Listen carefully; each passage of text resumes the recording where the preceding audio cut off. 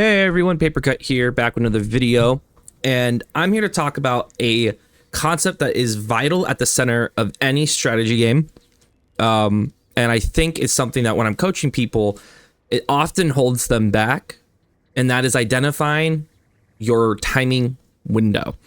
Now what is it? What is a timing window? A timing window is the concept of there is a time for you to do maximum damage when your opponent is trying to do something to gain a lead.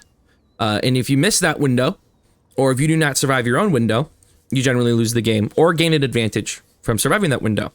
A lot of the times when I'm watching people's games and they're struggling, the reason they're struggling is because they don't realize that their window is there, that they have this moment when they should be pushing or they should be attacking, and they don't even realize that that is a window. That's their moment to do damage.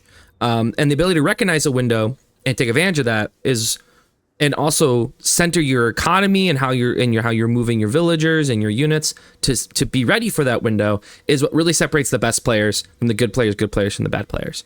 I mean, if you watch like a very low level match, what you're going to see is both players just kind of sitting there doing their own thing. They're not checking to see what their opponent's doing. They're not checking to see if there's an advantage to be had. They have their plan. They're going to execute it, and if it works, if it works. If it doesn't, it doesn't.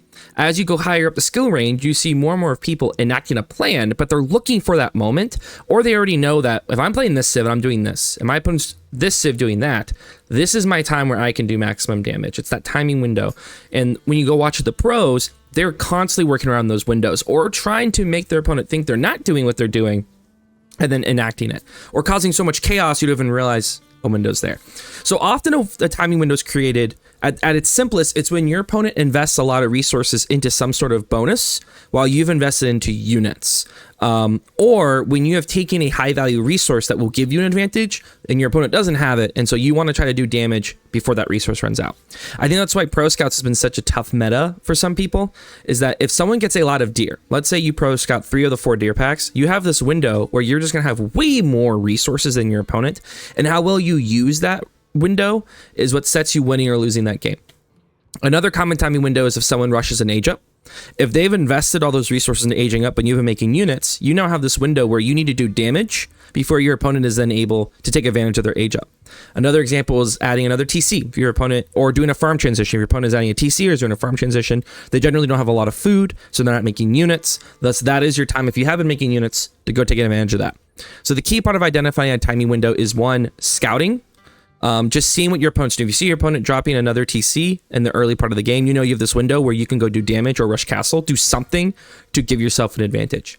Another is just general game knowledge, and this comes from a lot of reps, but I'll give you an example. Let's say you're at the 12-minute mark. There's a general understanding that if someone's been on gold for 12 minutes, their first gold running out. And so this window you have is where, if they have to leave their base and another gold, can I catch them on that next gold? Can I catch them having to go to a resource in the middle of the map? If you know that you denied a lot of deer, then you know they need to go out of berries somewhere. And if they run out of berries, you know there's going to be a window in the 18-minute to 22-minute mark where they're having to make farms. And so you have that window where you can go attack.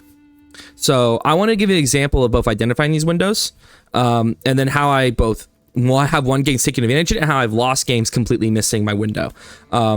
So let's hop in and take a look. So this is a game against Mateus. He is generally a Conqueror level player. In this case, he's playing on Order of the Dragon. I think that's the civ he plays a lot.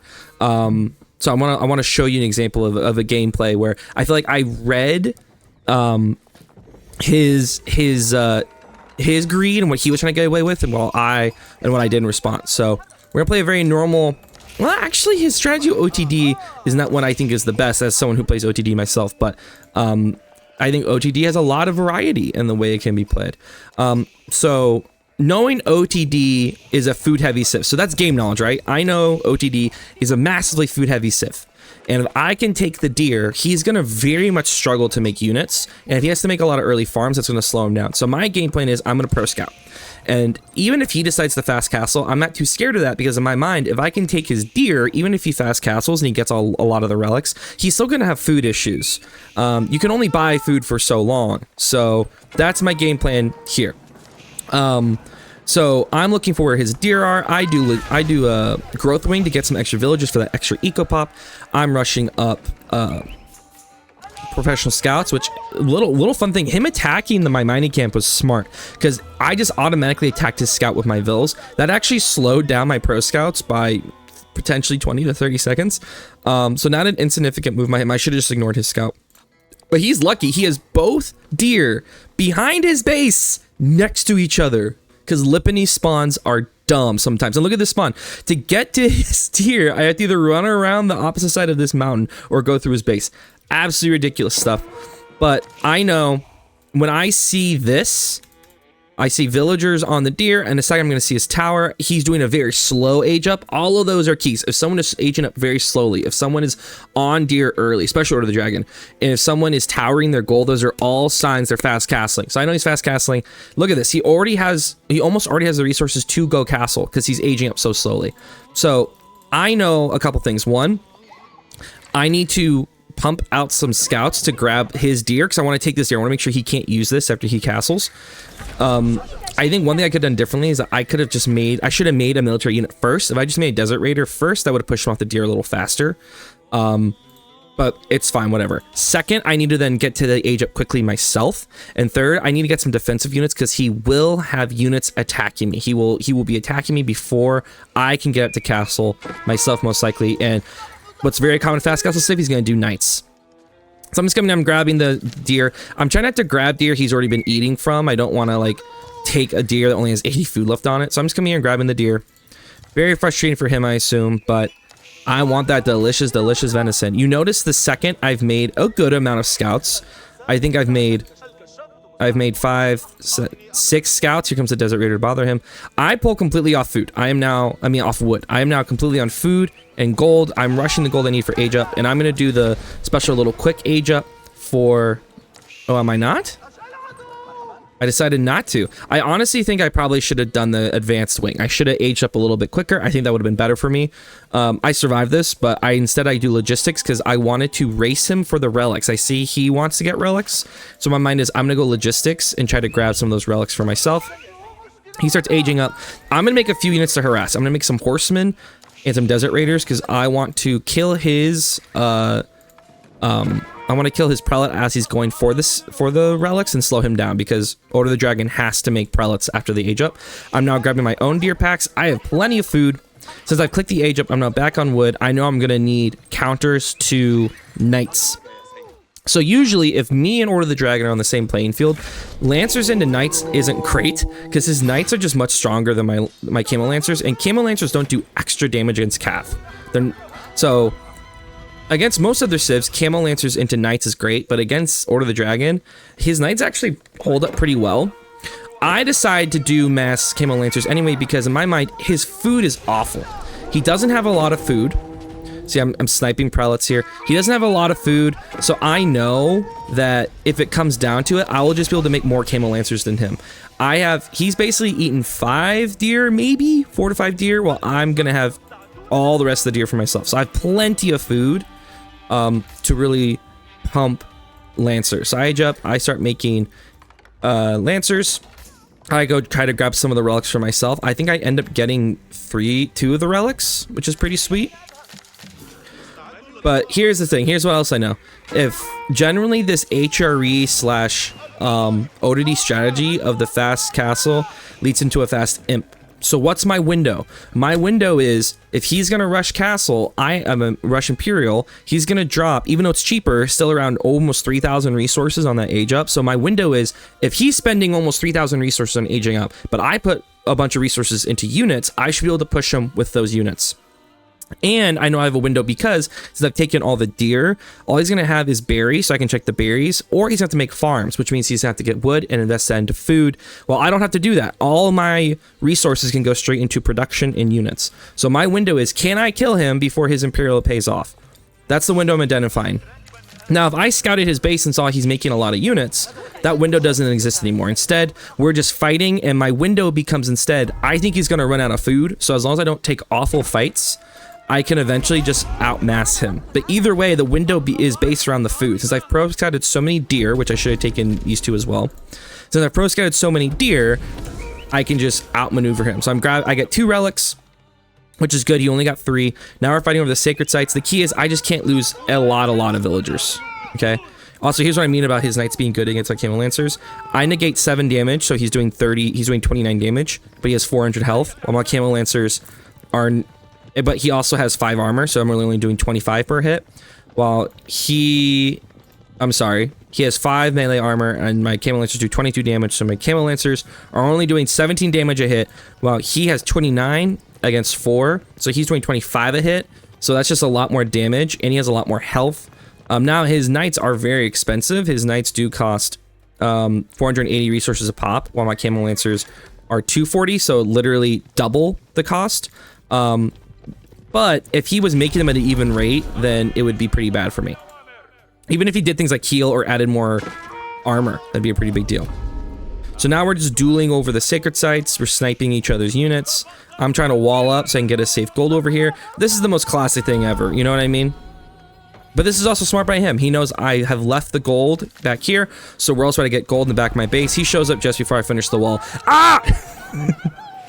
I just move off the gold, I go to the front gold. Stay calm, carry on, keep making units. I dive his base, and I see, yep, there's a lot of farms. There's a lot of villagers on berries. So what does that mean, folks? It means that he wants to go imp. And he's struggling with food. I also, you know what I also don't see? I don't see a lot of production. I see a stable. I see a archery range. So to me, this says he's trying not to spend too much on units. He's trying to make just enough units to survive. And then he wants to rush imp. And then he wants to get those towers of cannon emplacements. Him also grabbing the sacred sites is a huge indicator because he's trying to squeeze as much gold as he can. He really wants to get to imp. My macro's way off. I have way too much food. That tends to happen to pro scouts. So I'm trying to get a bunch of those on gold. And I just keep making lancers. Keep making lancers. I do my little villager dance. I'm going to chase those units. I pick his prelates. But to me, I'm actually feeling pretty confident here. I'm just like, if I can just... And also I notice he's not making any more knights. Like, the knight production has really stopped. So I just need to make a big amount of units. And the second he clicks imp, I'm diving. That's the goal here.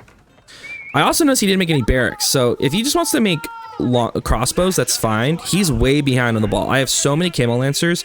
He needs to make a lot more crossbows before that will be effective against what I'm making here. But you notice I'm just going pure units. Pure units. I get a market to sell extra resources. He's scouting me. And if you look at the resource count, yeah, he's saving for imp. He's trying to get the stone. When I saw he was on the stone, that's another indicator. He's getting stone for tower upgrades. He's not making units. He wants to play this really defensive. I rushed in. That's not a lot of units.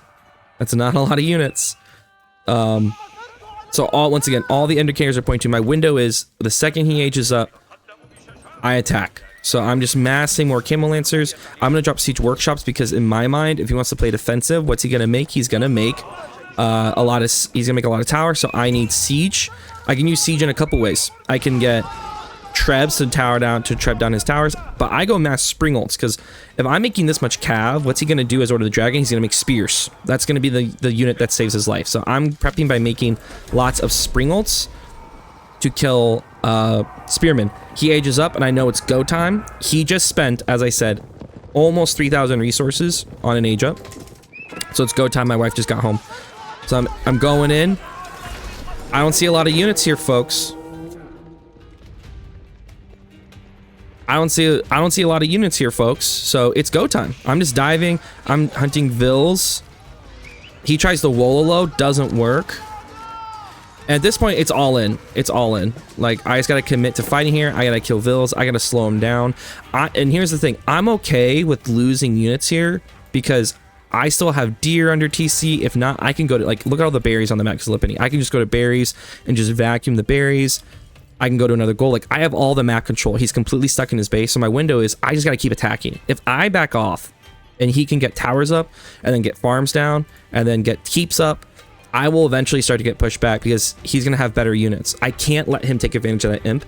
So it's actually better for me to just keep investing. Just go. I have lost games where I've almost killed him an imp. Then when I did enough damage, back up to try to get to imp myself and die. So in this case, he has gone super greedy. Here's my window. I got to do damage. That's what I'm doing. I kill all the units he's made. I hunt his villagers in the back. I see he's making spears. That's the best thing he can do here.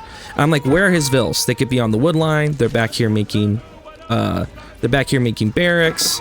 I'm killing them on the wood line. I know he has Swabia, but even a Swabia, I've killed so many vills. Just boom, boom, boom. Boom, boom. Alyssa loved that one. Boom, boom, boom. I'm going to try to snag the relic. I can't. But now, here comes my next wave. I'm doing just pure spring ults. Just mass spring ults with camel lancers. And then in a second, I'm going to add barracks. The barracks, the purpose of it is that I need to guard my spring ults. And if he's going spearman, I still want to have something to defend my my spring ults with. So I'm going to go Ghulams. I check. Yep.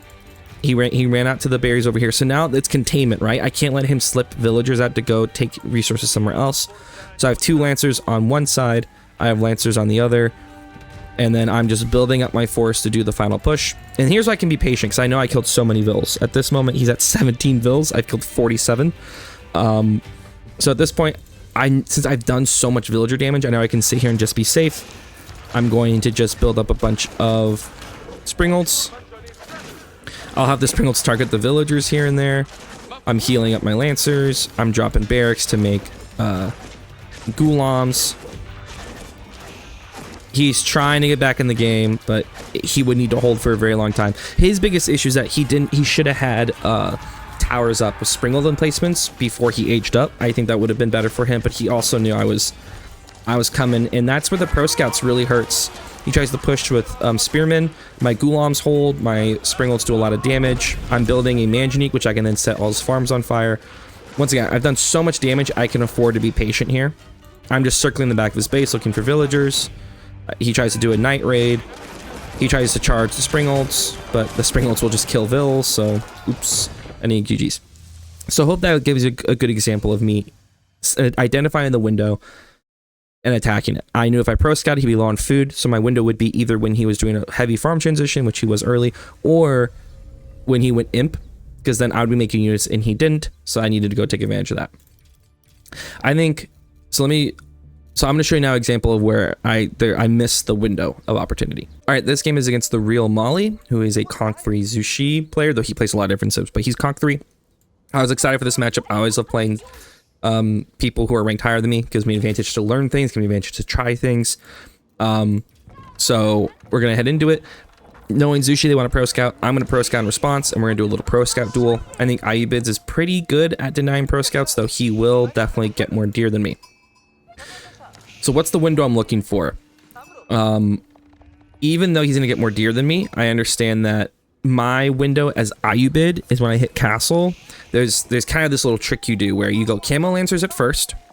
Camo Lancers will force your opponent to not do cavalry themselves because the Lancers do so well against them. So then they'll want to do spears and crossbows.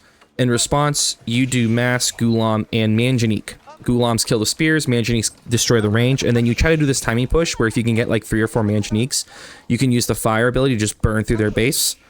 My goal was, can I identify where he is going to drop his granaries? Can I catch him doing something greedy? So my timing was, Zushi, I know, loves to get the relics.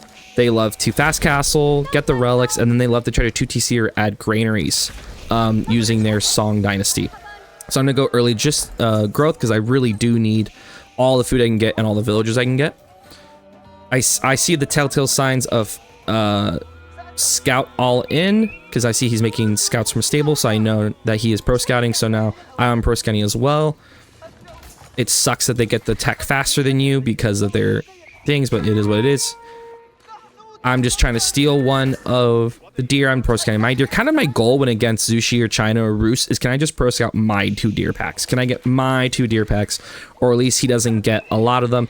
He's already on my side, of course, because he knows I'm trying to prevent that. Let me do the classic little dance here. I try to make Desert Raiders to kill scouts. He'll make spears. I'll make archers in response. The spears just let him be more aggro because he can lose the spears, but if he's grabbing deer behind it, it's a good sacrifice for him. Like, he can just sacrifice these spears. He doesn't care. He can A move them. It's incumbent on me to do the micro, but I can't match him with spears because he can make spears faster because the Imperial officials, which is why Zushi's such a broken Civ right now. So a Civ feels broken if you have to play like logistically better, micromanagingly better than them. So he ends up getting a good amount of deer. I keep it respectable. He gets the castle. I need to rush castle too. I know this means he's probably going to get a lot of the relics, because he has that upgrade that immediately lets him start making monks. I do the advancement wing because I want to age up very quickly. I know for me, speed on the age up is vital. So now I know I kind of have to put it on the one push. My goal here is, I understand there's a good chance he tries to be greedy with the relics into eco improvement at some point. So can I catch him moving out once he runs out of deer? Or can I catch him adding granary somewhere and do a imagining push to win the game? So I'm investing in units as heavily as I can. I'm just going to go straight into Gulam. I made spears at first because I was afraid that he was going to show up with knights. I go Gulam straight into once I realize he's not making knights. I'm trying to be... One thing I'm working on is I'm trying to be aggressive with less units. I think a lot of times against better players, we're afraid to be aggressive. I'm trying to be aggressive. I'm trying to see if I can catch him being ultra greedy. And then if I run into units, I'll just back up. So I see units, so I back up. I see it's a lot of ranged, so Manjaniques is perfect. He's grabbing the relics. I think I end up getting one relic. I really wanted 2 relics. I really wanted 2, but not in the cards. I get arrow defense. I'm just dropping Manjaniques as fast as I can because he's mostly mass ranged right now. Mass Zugnu. There's the tower. My Manjaniques come in. Gulams defend really well. I thought I finished that second Manjanique, but I didn't quite. But now, see how tanky the Gulams are once I get the first arrow defense? They're doing a great job. I get the Manjanique fixed. And I'm over here scouting. The key you need to do when you pro scout, you have a lot of extra scouts, go set them near your opponent's base so you can catch them heading out into a resource. So right now my goal is I'm going to make Camel Lancers to raid. I'm going to make Gulams as my main force and just do Imagining Mass. And the way I'm going to try to win this is just pure siege. And just out-siege him. Now, he does have Nested Bees, which is rough. But if I can just make more Manjaniques, I'm hoping I can just come out ahead on the siege war. I grab Sacred Sites to get gold. But I'm waiting for my window here. And I first get my first inclination where he goes out and berries already. So he got more deer than me, but he still needs to have to berries earlier. Because he invested so much in military early, but then lost it to siege and like better units for me. So I see him on the berries over here. That's huge. If only I had set these Camel Lancers to the opposite side of the map, but it is what it is. So I know, I see the TC drop, and I know this is kind of my moment here. He's just invested in a second TC. He needs to be on berries. My guess is he's going to try to drop granaries soon, so I know this is my window. If he's going to drop granaries, it's either going to be this side or this side. I thought he was going to do this side, honestly, because I thought since he's dropping the TC here, he knows I saw him, he wouldn't want to do it in the same spot. It was foolish of me. I should have waited for confirmation of the granaries to go down. I should have pushed the second TC. I tried to drop my own second TC, which honestly, I kind of wish I hadn't. I wish that instead of dropping a second TC, I had just invested those resources into units, and I had just gone for a bigger push, because I think trying to match eco with Zushi is really dumb. I think I would just end up losing anyway. So my best bet as IU bid, especially as a civ that is more focused on military than eco, is instead of investing in a second TC, I should just put everything into a really big push and try to win off that. So that's me at first misunderstanding the window. This window was he's going on to berries. This is my time to push. I could have raided with a few Gulams, attacked the other side. I do raid with Camel Lancers. This is a perfect army to fight with Manjaniques. Like, he doesn't have enough. But I overinvest into getting eco up and not units. If I just got more Gulams on the field with a little bit more siege. Because I'm okay. Him going on berries, like, I can go on berries, it's much better for me than him going on berries. So, once again, I feel like dropping the second TC actually was not in my favor. So I have to pick a side to attack, and I just choose the wrong side. So my window was right here. You see? He just invested a bunch of wood into making these farms. You notice he knows this is the most important part too. He also dropped a third TC. Once again, the window, right?